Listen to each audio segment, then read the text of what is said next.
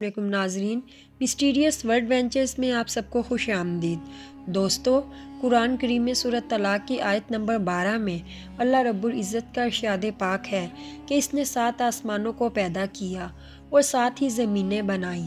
اور ان سب میں اس کا حکم چلتا ہے۔ اللہ رب العزت کا یہ ارشاد اس کی خدائی کا صرف ایک سادہ سا بیان ہی نہیں ہے، بلکہ اس میں لامحدود کائناتوں کی گہرائی چھپی ہوئی ہے۔ نبی کریم صلی اللہ علیہ وآلہ وسلم کے چچا زاد بھائی عبداللہ بن عباس رضی اللہ تعالیٰ عنہ، جنہیں مفسر قرآن بھی کہا جاتا ہے، انہیں نبی کریم صلی اللہ علیہ وآلہ وسلم نے سینے سے لگا کر فرمایا تھا کہ یا اللہ اسے قرآن کی سمجھ عطا فرما دے۔ یہی وجہ ہے کہ حضرت ابن عباس رضی اللہ تعالیٰ عنہ کو قرآن کریم کی تفصیل میں مرکزی حیثیت حاصل ہے، کیونکہ اللہ رب العزت سے ان کے لیے خود نبی کریم صلی اللہ علیہ وآلہ وسلم نے دعا فرمائی تھی۔ قرآن کریم کی اس آیت کی تفسیر کے لیے ایک شخص ایک بار حضرت عبداللہ بن عباس رضی اللہ تعالیٰ عنہ کے پاس حاضر ہوا۔ یہ روایت صحیح بخاری شریف میں موجود ہے۔ اس نے سوال کیا کہ اے ابن عباس، مجھے اس آیت کی تفصیل جاننی ہے کہ قرآن کریم میں 7 آسمانوں اور 7 زمینوں سے کیا مراد ہے۔ اس پر حضرت عبداللہ بن عباس رضی اللہ تعالیٰ عنہ، جن پر قرآن کریم کے راز کھول دیے گئے تھے، وہ خاموش رہے۔ اس شخص نے اصرار کرتے ہوئے کہا کہ اے ابن عباس، آپ مجھے اس آیت کی تفسیر کیوں نہیں بتا رہے اور اس سے گریز کیوں کر رہے ہیں؟ اس پر حضرت عبداللہ بن عباس رضی اللہ تعالیٰ عنہ نے ارشاد فرمایا کہ 7 زمینوں اور 7 آسمانوں سے مراد ہماری اس زمین جیسی ہی 7 زمینیں ہیں، جن کے اوپر الگ الگ آسمان ہے۔ ہر زمین پہ اس کا الگ آدم ہے اور ہمارے تمام انبیاء کی طرح ان پہ الگ نبی مبعوث کیے گئے ہیں، جن کے نام بھی یہی ہیں۔ ناظرین، اس آیت کی تفسیر اپنے آپ میں حیرتوں کی ایک دنیا چھپائے ہوئے ہے۔ یہ تفسیر سیدنا عبداللہ بن عباس رضی اللہ تعالیٰ عنہ نے آج سے 1400 سال قبل بیان فرما دی تھی، کیونکہ نبی کریم صلی اللہ علیہ وآلہ وسلم کی دعا سے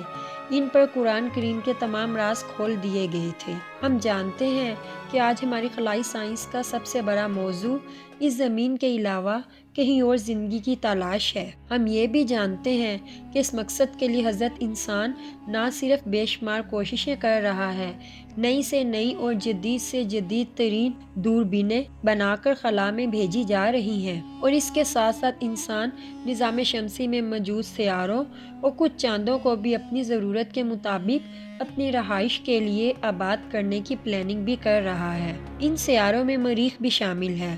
اور ساتھ ہی ساتھ زحل اور مشتری کے 2 چاند بھی اس لسٹ میں موجود ہیں، جن کے لیے انسان امید رکھتا ہے کہ مستقبل میں وہاں پہ زندگی کی دریافت ہوگی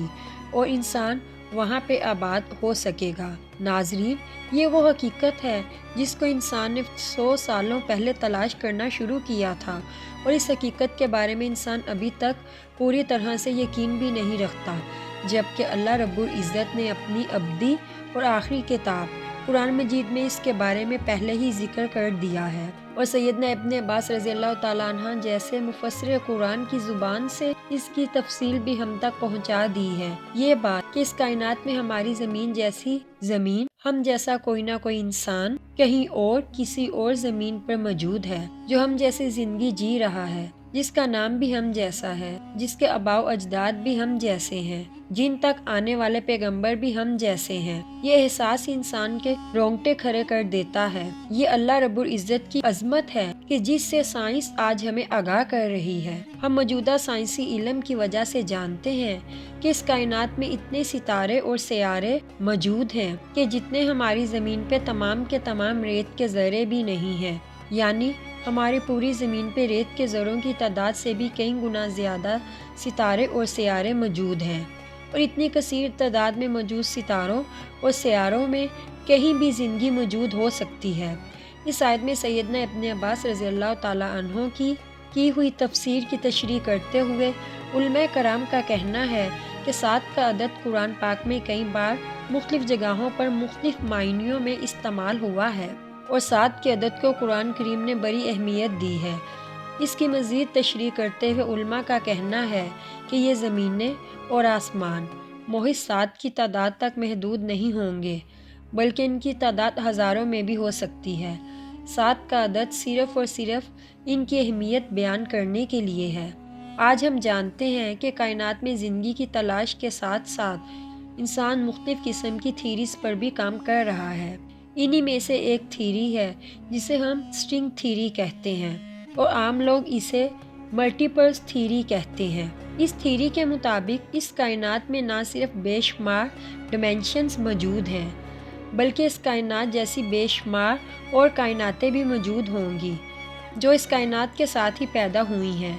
سٹرنگ تھیری یا ملٹیپلز تھیری کے مطابق یہ تمام کی تمام کائناتیں ایک دوسرے کے ساتھ اٹیچڈ ہیں لیکن ایک دوسرے سے الگ الگ بھی ہیں۔ یعنی اگر ہم میں سے کوئی شخص اس زمین پر ایک مخصوص انداز کی زندگی گزار رہا ہے تو ویسا ہی ایک شخص کسی اور کائنات میں بھی بلکہ ہر ایسی کائنات میں موجود ہوگا جن کی تعداد ہی لامحدود ہے۔ ہر کائنات میں اس شخص کی زندگی بالکل ایسی ہی ہوگی جیسے وہ یہاں پہ گزار رہا ہے۔ پیارے ساتھیوں، ملٹیپلز تھیری کے مطابق ہماری اس کائنات میں اور دیگر تمام کائناتوں میں بھی صرف یہ 3 ڈیمینشنز موجود نہیں ہیں جنہیں ہم جانتے ہیں۔ ان 3 ڈیمینشنز میں لمبائی، گہرائی اور چوڑائی شامل ہے، جبکہ سٹرنگ تھیری کے مطابق ان ڈیمینشنز کی تعداد 12 ہے اور چونکہ ہم صرف 3 ڈیمینشنز کو ہی محسوس کرنے والی مخلوق ہیں تو ہم باقی 9 ڈیمینشنز کو محسوس ہی نہیں کر سکتے۔ ہم جانتے ہیں کہ جیسے اس دنیا میں ہم